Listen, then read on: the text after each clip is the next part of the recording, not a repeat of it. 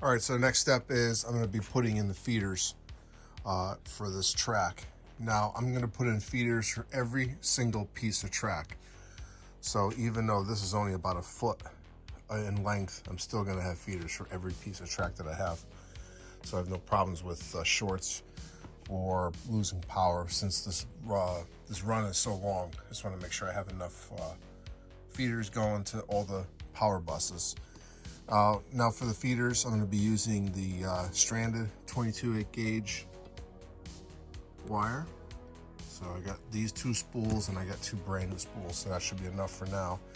And I'm using, I believe, 14 gauge power bus.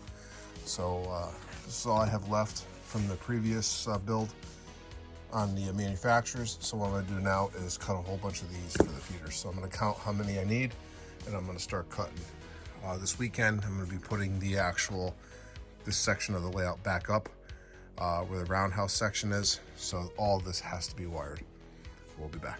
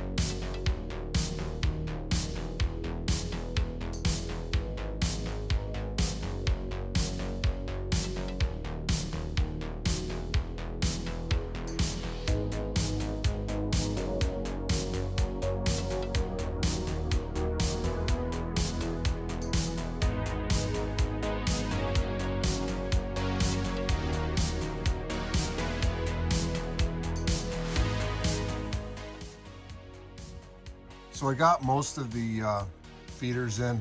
I got about half of them soldered in.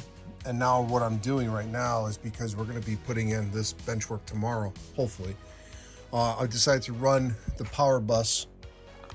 I'm going to be actually running 2 power buses, and I'm going to be starting right here for one. I'm going to run this all the way around, all the way down. And then I'm going to run another one, and I'm probably going to run it from this section here down. So these 2 power buses are going to go right into the power district, just to keep everything pretty much in line. So I'm going to get that done tonight, and then tomorrow the track detectors go in. So, and to be honest with you, I know nothing about these. This is something that my friend handles. So I'm going to learn a whole lot more tomorrow about track detection. So by tomorrow I'll get this other piece of bench work up, but for now I'm going to keep running this power bus. But unfortunately, like everything else with this build, I'm running out of supplies. I'm already out of that black power bus. I got white one, the white power bus left, not much at all, so I'm gonna have to buy 2 new spools of that. I'm using black and white because this is the color of my feeders. So the black is going to go to the black, and the white is going to go to the white one, just to make sure all of the colors are uniform under the layout. Because with the LEDs that I'm going to be using different color wire for the LEDs and for the switch machine. So I'm just trying to keep some organization going. But for now, I'm going to get back to putting in the power bus. And one thing I want to show everybody, I picked up this small little tackle box, if you will, at Home Depot, and then I purchased a whole bunch of these little clamps for the wires, and then I got the screws. So I try to stay as organized as I can during this build. So let me get back to work, and then I'll show you another update in a second or two. We'll be back.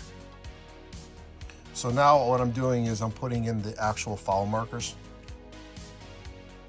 All right, I haven't figured out yet how I'm gonna do it as far as the bringing the trains in, because you gotta remember that this section here, you're not gonna see this, is gonna be hidden staging. But what I may do is I may put little viewpoints in these areas just to show where the actual foul points are. So you can actually look in there and see. So what I'm using to make these is I am actually using a Sharpie paint pen. All right, so I'll do one in front of you, see if I can do this one-handed. Put this car on the track. Make sure that this is good. So if we have a train coming through, we obviously don't want to be so close. I'm going to bring it back just a touch. And that's more than enough room. I don't need to have derailments in here with it being hidden staging. So we're going to, why don't we put it right there? So all you have to do is push down on this. I was a little heavy-handed when I first started. I had quite a bit of paint come out. That's it.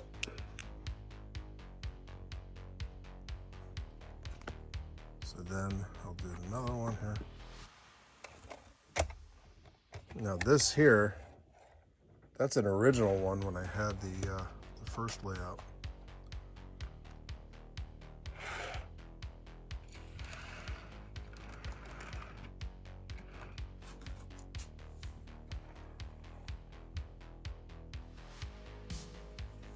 So right there is good.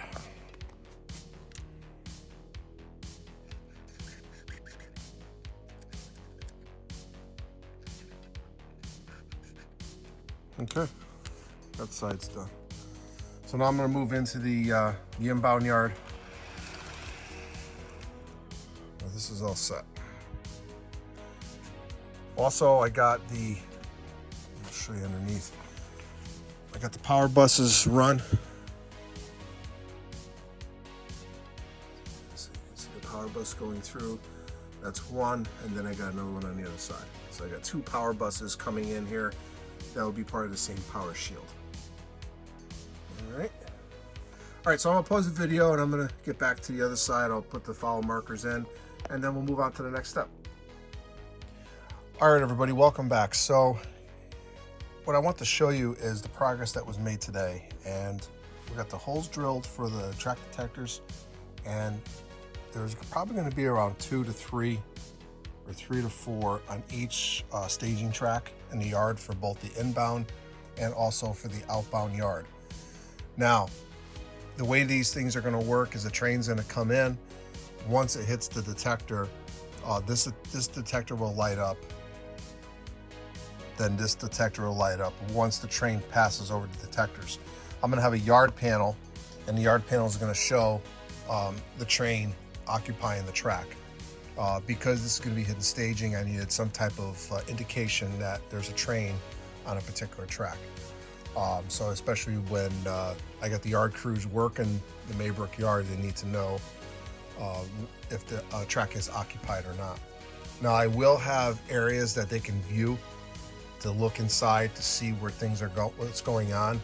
Because I have the follow markers here, the crews will be able to look through the fascia. I'm going to put a little cutout in the fascia, and since I'm going to have the magnets in here, they're going to be able to actually take a train and uncouple without even reaching their hand in there. So I'm going to be using the KD magnets on this. So in addition to that, I still have to finish up, like I said, some of the wiring. I got to put some more feeders in, and then we got these pieces cut today. And these are going to be the new supports under the bench work that I took off. So the supports that you see here are the original supports that the original bench work sat on. And I added this new bench work, and then what I'm doing is lifting this entire layout a foot. So I was able to get back the roundhouse section today.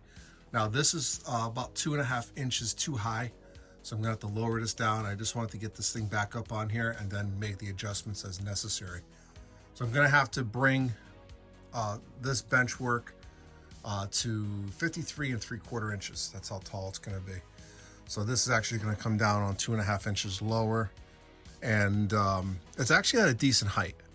This has to match the other layout, so that's how the two layouts are gonna connect. But so far, this is exactly what I was hoping for. We got the hidden staging underneath here. So far, it's coming up pretty well.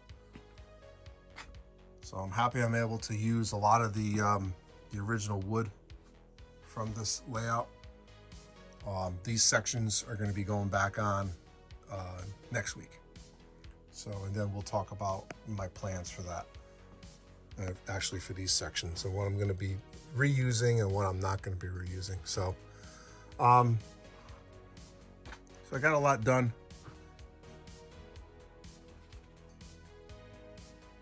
Still have to figure all this out with the roundhouse and everything else. So still got my work cut out, but I hope you enjoyed this layout update. And this is Ron New Haven Rails. If you haven't already, hit the subscribe button. Give me a thumbs up. That does help. And leave a comment. I do try to respond to all the comments that everyone leaves. So if you like this video, please give it a thumbs up. If not, I will see everybody at the next layout update. So this is Ron New Haven Rails. Thanks for watching. We'll see you at the next update.